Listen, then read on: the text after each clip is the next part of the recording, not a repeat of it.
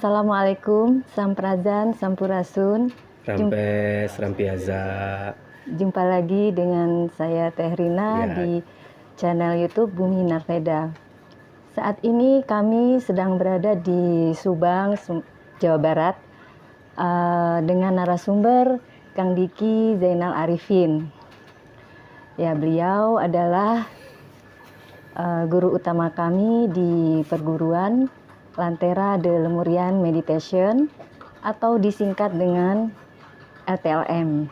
Dan LTLM ini berada di bawah naungan Yayasan Lantunan Nurani Bahtera yang didirikan oleh Kang Diki pada tahun 2016.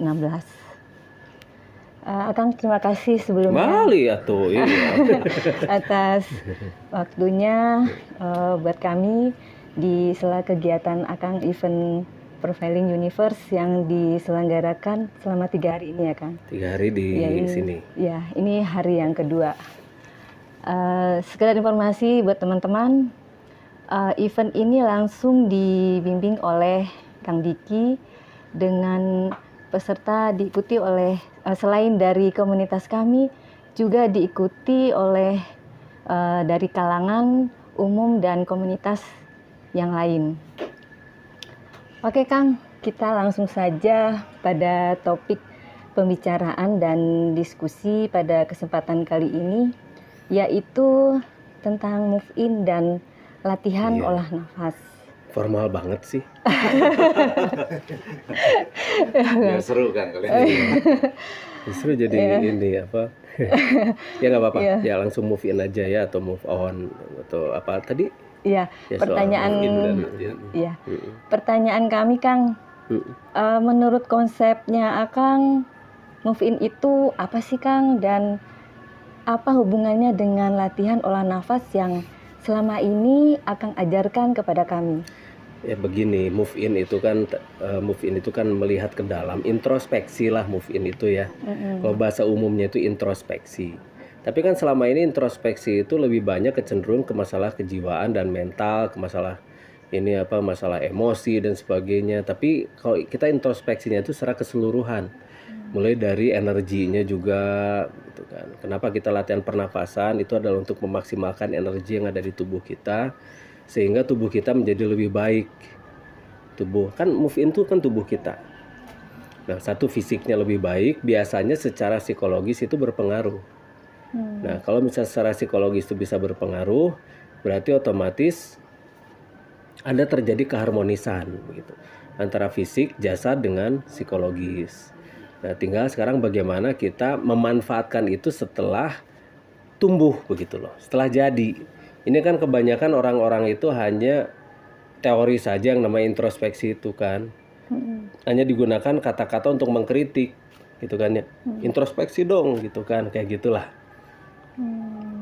Kan harusnya kita yang kata-kata itu ditujukan pada diri sendiri, introspeksi itu. Orang-orang lain itu sebetulnya kalau misalnya nyuruh orang introspeksi, harusnya dia tidak berkata begitu. Kalau orang sudah nyuruh orang lain introspeksi, berarti dia tidak introspeksi. Seperti beginilah, ketika ada orang nyuruh orang lain sabar, berarti dia nggak sabaran. Karena dia nggak sabar ngelihat orang-orang lainnya nggak sabar. Jadi dia nyuruh sabar gitu ya. Sabar dong gitu kan, sambil gini kan. Nah, berarti dia benar-benar gak sabaran orangnya begitu loh. Orang yang sudah menyuruh orang lain sabar adalah orang yang gak sabaran. Nah, orang yang sudah nyuruh orang lain introspeksi berarti dia orang yang tidak introspeksi. Dia ekstrospeksi jadinya. Selalu nyuruh orang lain introspeksi, sedangkan dia sendiri tidak. Nah, makanya kita harus mulai dari diri kita dulu, dan kita berlatih dulu saja, bisa berlatih nafas dan sebagainya untuk memaksimalkan oksigen yang masuk ke dalam tubuh kita, lalu tubuh kita terjadi harmonisasi, di sana mulai membentuk kekuatan. Nah, kekuatan energi inilah yang akan membantu memperbaiki fisik dulu di tubuh kita. Kalau fisik baik kan nanti mengakselerasinya juga lebih baik lagi. Nah, kalau misal fisik kita membaik, otomatis segala sesuatu yang seharusnya naik bisa menjadi naik. Ya contohnya begini saja lah, kalau komputer ingin softwarenya itu dinaikkan gitu ya. itu kan si prosesornya juga harus di-upgrade. Ya. Ininya apa mainboardnya juga harus di-upgrade, RAM-nya juga harus di-upgrade, segala macamnya terus di-upgrade dulu. Jadi yang di-upgrade itu apa? Fisiknya dulu kan, mesinnya dulu. Nah, kita berlatih pernafasan di sini itu adalah untuk meningkatkan kemampuan akselerasi si mesinnya dulu. Nah, baru aplikasi-aplikasi yang ada di dalam dirinya itu, jiwanya itu baru bisa di-plug-in-kan sesuatu yang lebih dari sebelumnya. Ya kalau misalnya komputer yang masih 486DX itu, apalagi yang masih WS sama DOS, dikasih game-game gerak kan nggak akan bisa tuh ya. Ya paling game yang kotak-kotak macam gagok gitu kan. Berarti latihan olah nafas itu termasuk syarat utama. Syarat utama untuk melatih jasad agar jasad kita menjadi lebih baik. Karena jasad kita menjadi terakselerasi dan lebih baik, maka dia akan bisa menerima aplikasi-aplikasi yang lebih baik lagi. Softwarenya itu gitu kan. Akal itu kan software. Iya. Nah, sementara ini kan akal sudah ada. Apa Sudah itu ada. yang harus kita buka dengan latihan seperti Nah begini, sudah ada tapi cukup nggak jasadnya untuk membuka itu gitu. Jadi gini, sebetulnya program-program di otak kita itu sudah lengkap. Tapi karena akselerasi jasadnya masih kurang dan masih tekor, makanya masih belum kebuka semua. Begitu kan. Jadi otomatis jasad kita itu harus berakselerasi dan harus menjadi kuat. Dan kalau misalnya sudah terakselerasi dan menjadi kuat, di sanalah aplikasi-aplikasi itu baru bisa muncul sedikit demi sedikit. Baru kesadaran itu akan mulai meningkat. Nah, di sanalah kita baru bisa move in, melihat ke dalam, berintrospeksi ke dalam. Nah, kita akan jadi fokus ke dalam dulu sebelum kita berbicara keluar. Karena proses yang dari dalam itu jauh lebih penting daripada kita melihat proses di luar. Iya. Karena di luar itu biasanya kita hanya membanding-bandingkan antara ini dengan ini, dengan ini, dengan ini. Kita paling malas membandingkan diri kita dengan yang di luar. Betul kan. Karena selalu menganggap bahwa diri kita itu lebih baik terus gitu kan. Seperti ginilah, kalau kita melakukan kesalahan, biasanya orang-orang tuh mencari orang-orang yang bisa disalahkan. Gara-gara lo sih kan gitu kan. Gara-gara lo sih kan kayak gitu-gitu. Kita tidak pernah menyalahkan diri sendiri. Nah, orang-orang yang move in itu semakin kuat jasadnya, akan semakin kuat juga dia mengkritisi dirinya. Mengkritisi diri itu paling susah loh. Iya. Apalagi mengakui kesalahan di depan orang-orang. Itu tuh paling susah. Kecuali banyak orang-orang mau mengakui kesalahan setelah mendapat tekanan kan ya. Kan sekarang lihat tuh. Sekarang lihat. Ada orang yang melakukan hate speech gitu kan. Kata-kata kebencian. Nah, setelah kata-kata kebencian itu mulai diprotes, mulai dia dapat tekanan, baru dia minta maaf dan tanda tangan materai gitu kan ya. Nah, kayak gitu-gitu. Nah, setelah ada tekanan, kalau nggak ada tekanan kan dia masih ngotot terus ya. Nah, itu jauh lebih susah ketika kita mengkritisi diri kita sendiri. Itu jauh lebih susah. Jadi orang-orang suka mengkritik orang lain adalah orang-orang yang belum bisa mengkritisi dirinya sendiri. Itu. Nah, tapi kalau misalnya orang-orang suka mengkritisi dirinya sendiri, dia tuh paling malas mengkritik orang lain. lebih baik Mengkritik terus. dirinya sendiri, iya. Karena dirinya sendiri saja harus dikritik, kenapa kita berani-berani mengkritik orang lain gitu kan. Dirinya sendiri itu harus dinasehati, bagaimana dia itu menasehati orang lain. Dirinya sendiri itu harus masih diceramahi, kenapa dia harus ceramah ke orang lain gitu loh. Berarti moving itu bisa dikatakan mencari keseimbangan terus di dalam Ke dalam diri dulu. sendiri. Iya, karena kan fondasinya diri kita sendiri. Kebersaksian itu kan diri. Kita merasakan akibatnya juga sendiri.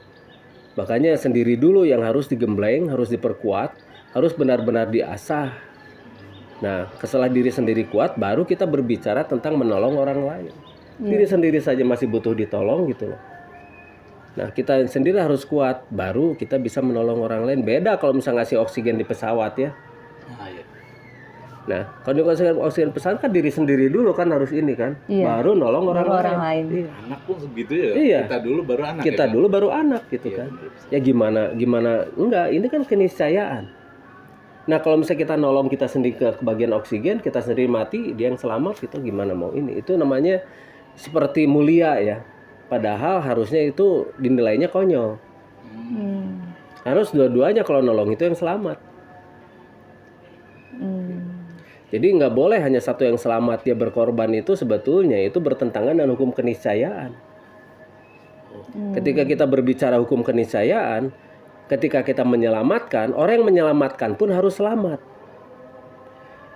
Kalau misal orang yang tidak paham dan dia berusaha menyelamatkan orang lain lalu dia menjadi korban, itu terlihat mulia. Iya. Tapi secara keniscayaan itu nggak main gitu. Jadi kan pengupgradean atau peningkatan kemampuan casing itu berarti bisa satu linear dengan Berbanding lurus ya. dengan Berbanding lurus. kemampuan kita untuk move Iya. juga kan ya. Harusnya Iya. berbanding lurus gitu. Harusnya kan? berbanding lurus. Makanya kenapa zaman sekarang itu mensana in corpore sano itu tidak bisa diaplikasikan. Dalam tubuh yang sehat terdapat jiwa yang kuat, itu kan tidak teraplikasikan sekarang ya. Iya. Karena apa? Karena pola hidupnya itu tidak move in dulu. Padahal mensana in corpore sano itu adalah kata-kata dari zaman jauh-jauh sebelum Masehi. Nah, itu tuh kata-kata di mana manusia itu dia melatih fisiknya dulu, lalu kemudian jiwanya. Kan dalam tubuh yang kuat terdapat jiwa yang, dalam tubuh yang sehat terdapat jiwa yang sehat pula. Jiwa yang kuat. Jadi, tapi kalau sekarang lihat, orang-orang gila di pinggir jalan Sehat bener ya. sehat-sehat. Nggak pernah sakit. Iya. Berarti kan mensana in corpore sano terbantah di situ. Padahal mensana in corpore sano itu betul-betul suatu istilah, suatu ajaran yang move in. Oh. Jadi tubuhnya dilatih dulu, lalu jiwanya, gitu kan. Karena jiwa itu butuh energi, makanya kenapa orang-orang stres cepat mati. Karena energi yang dihabiskan oleh stres itu luar biasa, ke fisiknya juga menggerogoti. Iya. Lihat aja, iya Betul, kan? betul. Energi ketika orang itu stres itu sangat menggerogoti fisiknya. Makanya fisiknya juga harus kuat dulu, energi harus kuat dulu. Nah, barulah di sini bisa main gitu, yang namanya jiwa, akal itu baru bisa main. Nah, kalau itu kan jadi nggak main. Kang, ketika kita dalam proses pencapaian move in yang sesungguhnya itu, apakah ada syarat lagi, Kang, yang lain gitu, Kang? Ya Untuk diri kita. syaratnya mah harus jadi manusia aja. Harus jadi manusia. Iya. Penjabarannya gimana kan? Harus Iya, iya. biar kita Gimana tuh, Kang? paham. Harus jadi manusia itu ya syaratnya kita harus memanusiakan kitanya sendiri dulu. Jadi kita harus menghargai diri kitanya dulu. Oh, gitu ya, Kang. Jadi hargai diri kita, tapi jangan berlebihan. Menghargainya itu dengan melihat segala sesuatu yang ada di dalam diri kitanya itu harus terpelihara dengan baik. Jadi kita harus makan makanan yang sehat, itu kan ya. Iya. Kalau energinya sudah kuat sih nggak ada masalah, makan makanan beracun juga itu lain cerita gitu ya. Iya. Tapi masalahnya kita harus memanusiakan diri kitanya dulu. Ya kita ini manusia, hiduplah sebagai manusia begitu. Iya. Jadi ini makanan-makanan hewan dimakan gitu. Ya satu contoh kedelai kan ya. Yang diimpor dari luar itu kan sebetulnya di sana untuk makanan hewan, sapi. Nah ini dimakan oleh kita, dijadikan tahu dan tempe. Berarti kita belum memanusiakan kita sendiri. Belum. Jadi gimana tuh, Kang? Belum. Sekarang makanan-makanan mengandung pengawet, Iya. junk food gitu yang kita makan kan, banyak. segala macam. Pizza. Ya pizza kayak gitu-gitu dari diri kita. Iya. Dari makanan dulu saja deh gitu kan, kita memanusiakan diri kita. Makanan kita itu memang harus makanan manusia. Tapi yang kita makan itu justru yang meracuni manusia. Dihalalkan lagi ya. Iya. Iya.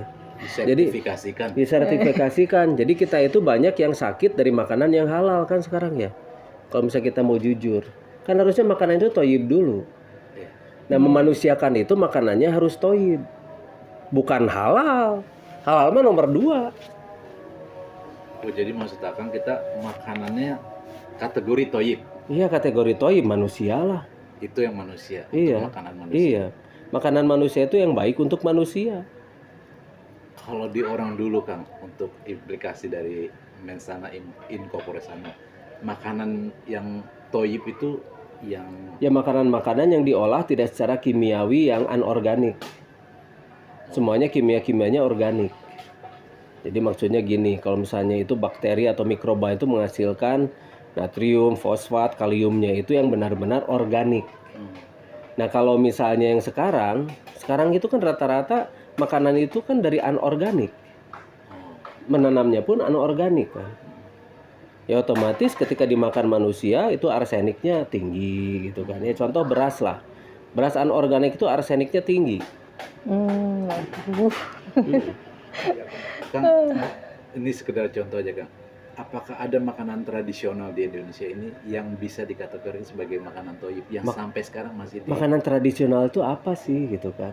maksud saya. Jadi makanan tradisional kan semua bahan-bahannya juga dari yang tradisional kan, makan makanan ya. Nah, maksudnya yang ada di etnis sementara yang di Ya Indonesia, sekarang ayam kita atau makan mungkin di ayam Jawa Barat ini, katanya ayam itu modern, katanya sekarang pengolahan ayam modern, tapi tetap ayamnya mah tradisional kan, ayam mah gitu-gitu aja dari dulu juga kan ya. Iya.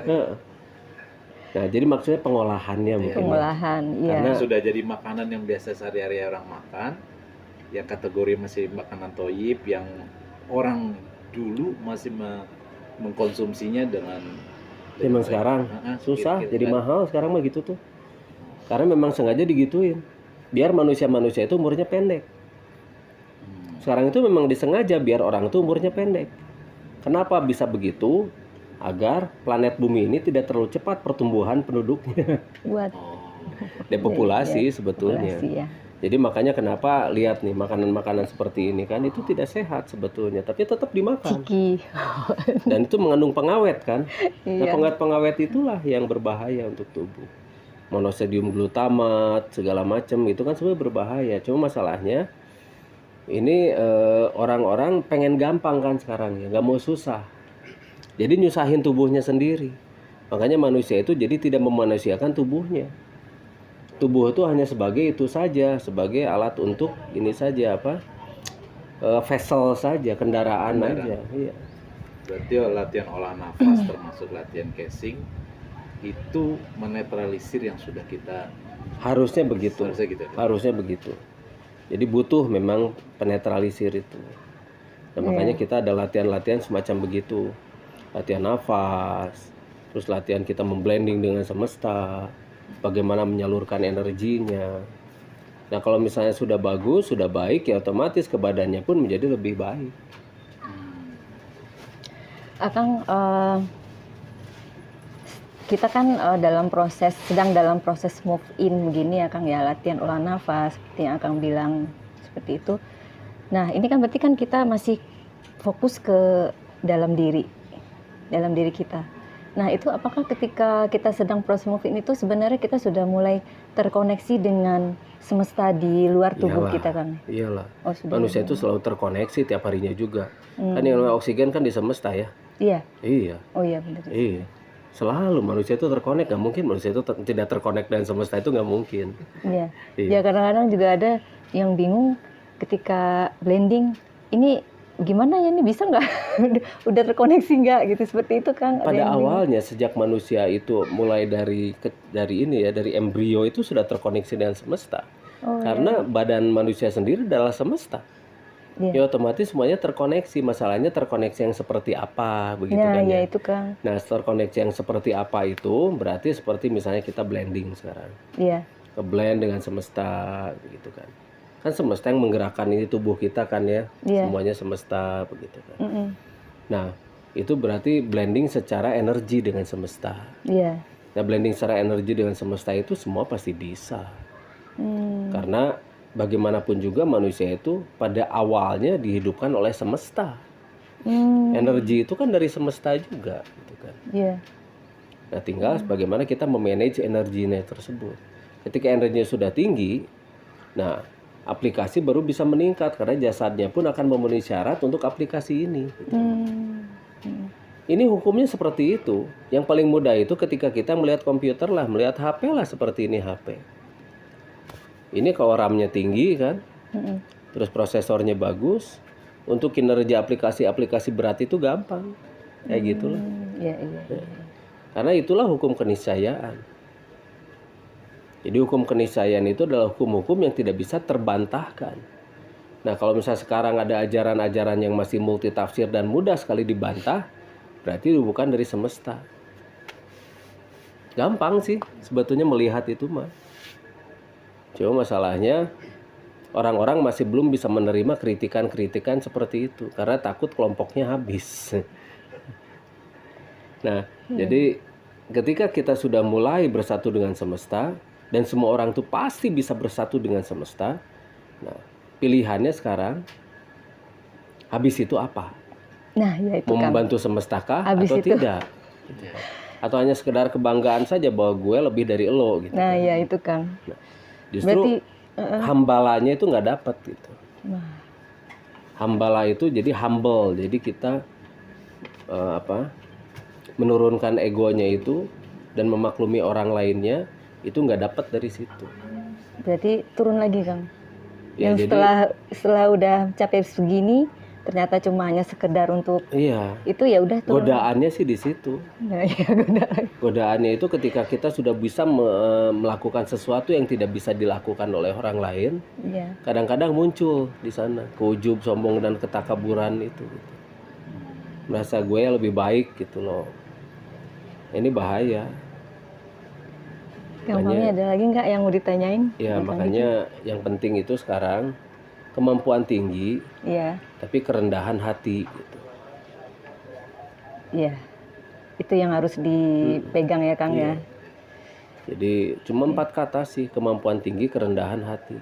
Udah selesai. Kemampuan tinggi, kerendahan hati. Iya. Iya. KTKT ya. Oh, sekali. KTKH.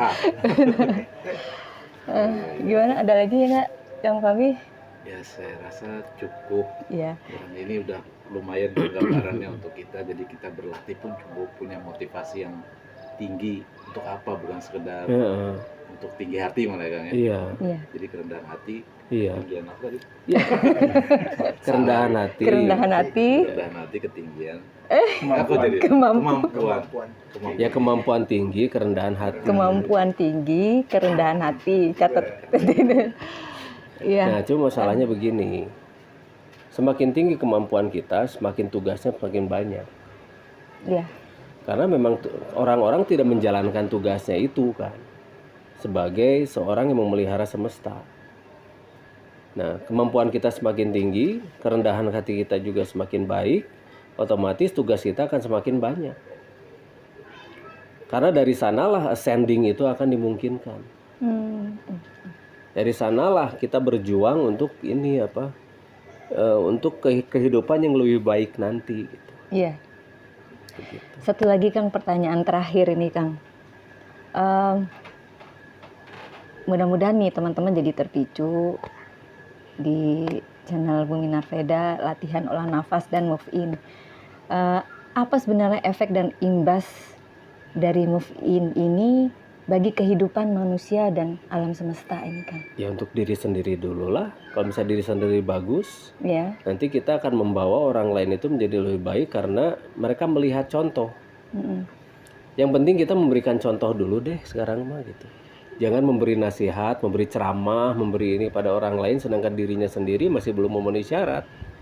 Makanya kenapa orang-orang itu kan sekarang banyak yang ceramah-ceramah tapi dirinya sendiri itu harus lebih banyak diceramahi. Makanya lihat, akhirnya kan centang perenang begini umatnya kan. Akhirnya lihat tuh, yang namanya ini orang-orang itu jadi lemah karena tidak ada role model. Dan makanya yang kita bentuk itu sekarang role model dulu deh, gitu kan. Iya. Jadi kita akan memberi contoh nih, kita lebih baik, hidup kita lebih baik, mental kita lebih baik dan sebagainya. Meskipun kita tidak merasa lebih baik ya. Tetap saja kita ngalir gitu. Ngalir aja ya Kang ya. Iya. Karena seringkali kalau merasa lebih baik itu jadi malah Muncul lagi egonya, muncul lagi ujiannya sombongnya dan lagi. sebagainya. Kita tetap netral saja seperti yang pertama kita terima gitu loh. Kalau masalahnya Kenetralitasannya. lempeng aja gitu Kang. Lempeng aja. Lempeng aja. Kita kasih contoh aja yang lain-lain itu tanpa kita mengajari atau menggurui. Lurus saja, santai saja. Tapi tunjukkan bahwa hidup kita lebih enak gitu. Kita lebih berbahagia. Kita lebih tercukupi. Kita lebih santai, kita lebih asik lah. Nanti orang-orang lain juga itu ada dua, yang mau ngikut atau yang mau ngancurin gitu. Jadi itu pilihan masing-masing ya Kang Iya. ya. Tapi yang ngancurinnya juga pasti ada. Ya, mencoba-coba menghancurkan tuh pasti ada. Yang nyinyir, yang inilah itu pasti ada. Yang begitu tuh kita tidak perlu membuang-buang waktu sama yang nyinyir-nyinyir itu mah. Ya, buang-buang energi, Kang. Ya karena mereka itu cari perhatian juga. Semakin kita tanggapi, semakin gak nyambung nanti mereka tuh ngomongnya. Itu pengalaman. Kita tanggapi, pindah topik gitu kan. Pindah lagi topik, pindah lagi topik, pindah lagi topik. Capek ini ya, Kang ya. Buang waktu. Buang waktu. Buang waktu. Jadi waktu tuh memang gak bisa dibuang ya. Buang kesempatan kitanya. Jadi kita tuh habis waktu kita tuh sama yang begitu itu. Kesempatan untuk berbuat yang lebih baik lagi jadi kebuang-buang gitu ya. Jadi nggak penting lah. Iya. Nggak penting. Oke Kang, terima kasih atas penjelasannya. Mudah-mudahan teman-teman di channel Bumi Narveda bisa lebih bersemangat lagi. Ya, move in-nya, latihan olah nafasnya. Kami dan Kang Diki izin pamit dulu. Assalamualaikum. Samprazan. Waalaikumsalam warahmatullahi wabarakatuh. Ya.